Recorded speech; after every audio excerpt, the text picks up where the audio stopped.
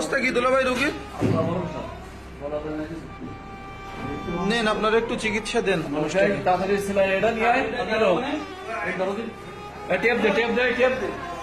প্রিয় ভিউয়ার্স, আপনারা যদি লোকটাকে কেউ চিনে থাকেন তাহলে পোস্টটি শেয়ার করে তার পরিবারকে খোঁজ দিতে সহায়তা করুন।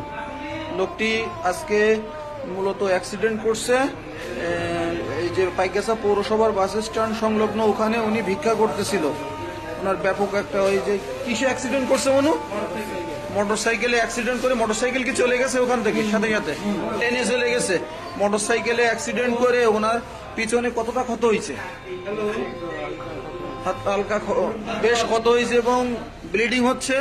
মানুষটা অচেতন অবস্থায় রয়েছে, নিজের নাম ঠিকানা কোনো কিছু বলতে পারতেছে না। আপনারা অনুগ্রহ করে এই মানুষটির পরিবারকে পেতে ভিডিওটি বেশি বেশি শেয়ার করে তার পরিবারকে পেতে সহায়তা করুন। সকলকে ধন্যবাদ।